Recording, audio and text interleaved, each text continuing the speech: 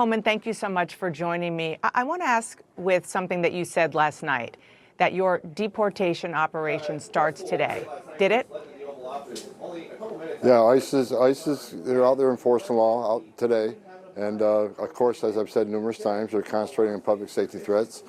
That'll be our priority right out of the gate. So ICE officers are back to doing their job. Where are these, are they actual raids? And how is it different from what we saw yesterday or the day before?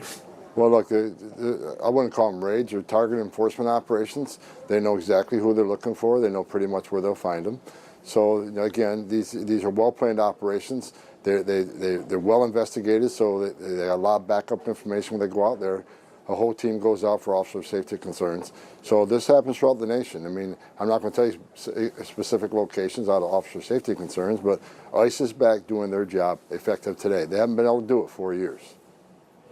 Well, I'm going to follow up on that in 1 second, but who is ICE going after right now? I know that you and others said several times that it is the people who pose the biggest public safety threat to Americans who would be approached and deported first. Is that still the case?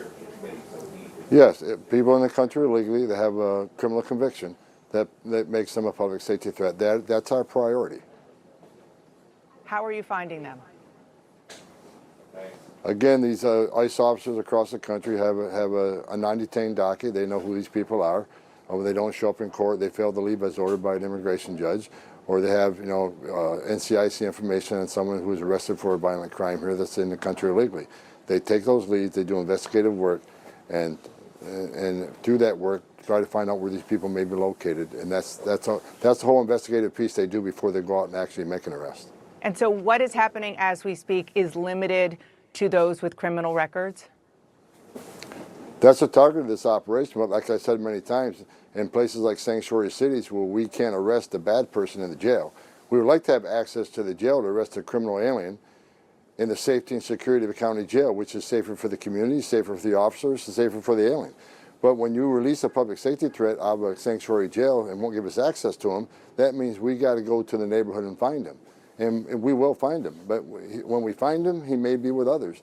Others that don't have a criminal conviction but are in the country illegally, they will be arrested too. Because we're not going to strike, and this is the difference between the last administration and this administration. ICE is going to enforce the immigration law.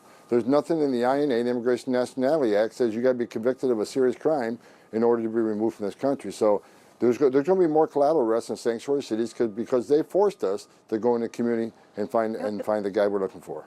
Let me just make sure that I understand what you're saying, because at first you said that the first targets are those with criminal records, but you are also saying that those who are undocumented in the U.S., also who don't have criminal records, people who are working in their communities, maybe even have spouses who are American citizens, they could be swept up with ICE today as well?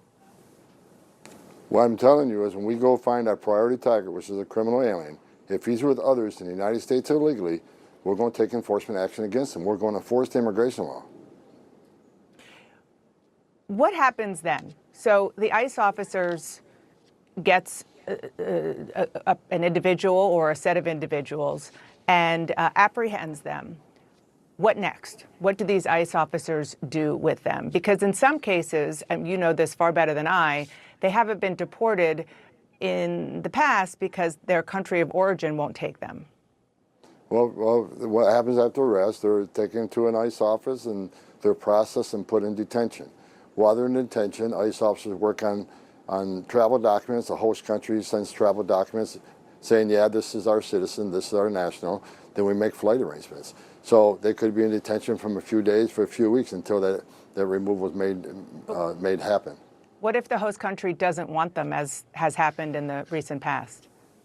We have various plans. We have various plans. Other countries are willing to take them. We have third safe country removals. So that's something we're working through. But I think you're going to see less of the recalcitrant countries. Countries won't take their citizens back under this president, because this president has vowed that these countries will take them back. So I'll leave that up to the White House. But there will be negotiations with those countries who are pushing back on recalcitrancy, and they will be removed. You know, I think that there is some kind of image that people might have, given how much we heard President Trump and you in the months during the campaign and certainly during the transition talking about what's going to happen of people being rounded up, loaded on buses, and dropping them off on the border. Is that how you see this happening? Well, I don't like the analogy of rounding up. Look, again, this is a targeted enforcement operation. The president's been clear on this. We're going to concentrate on public safety threats. But in sanctuary cities, where they don't let us take that public safety threat into custody and the safety and security of a jail, we have to go find him. If he's with others in the country illegally, ICE will not turn the blind eye to that. ICE is going to uphold the oath they took. They're going to enforce the laws enacted by Congress and signed by a president. And they're going to do that without apology. I mean, if sanctuary cities force us in this position, that's exactly what's going to happen. How many deportations do you think that you can carry out this year? Last year, for example, the Biden administration did deport about 270,000 people, which is the most since 2014. I know you said ICE has not been doing its job, but there have been a lot of deportations. What's going to happen coming up? That is not accurate. The Biden administration is hiding the numbers. If you look at those removal numbers, over 80% were Border Patrol apprehensions on the border that were immediately removed. They weren't ICE removals. So if you look at what ICE has done in the interior of the United States under 4 years of President Biden, they have the lowest numbers of removals in the history of the agency, despite a historic illegal crisis on the southern border. So they can claim 240,000, whatever removals. That's simply not the fact. And under the Trump administration, were there fewer removals? Yes. And why was that? Because we secured the border. We weren't releasing millions of people in the United States to have to go find and remove. So it doesn't matter how many people were deported, it's how many people were released in this country, and millions were released into this country by the Biden administration that were not released by the Trump administration. I just want to be clear. I'm not obviously getting these numbers out of thin air. They are coming from the U.S. Customs and Border Protection Agency. You're saying that they're giving us false information? The numbers are accurate. I'm talking, where do those removals come from? And they're not interior ICE removals.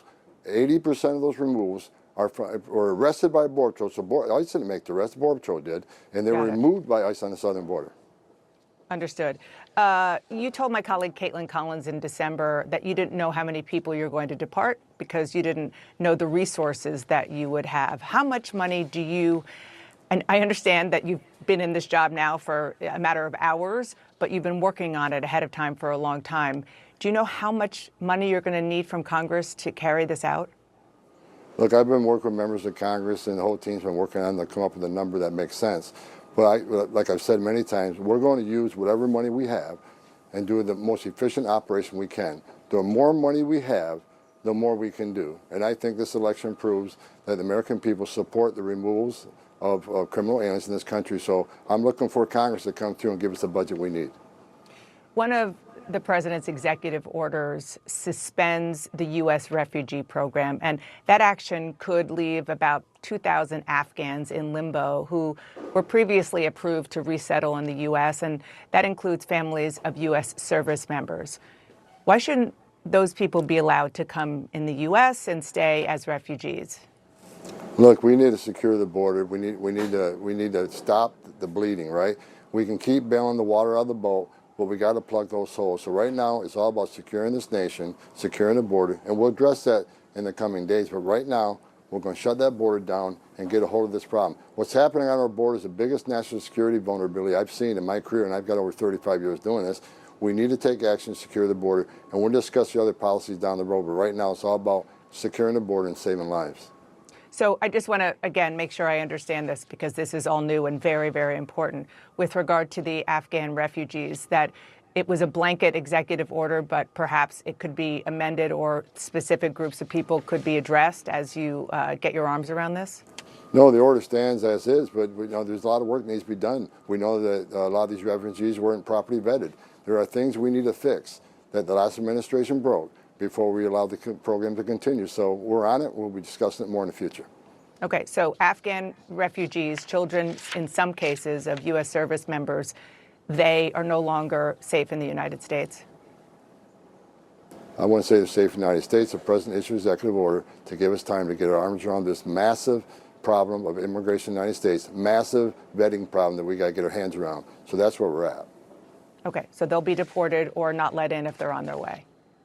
If they're in the country illegally, they have a problem. It's not okay to enter this country illegally if that's what you're talking about. But if they we're were gonna enforce admitted immigration as law. refugees, and now And that law changed.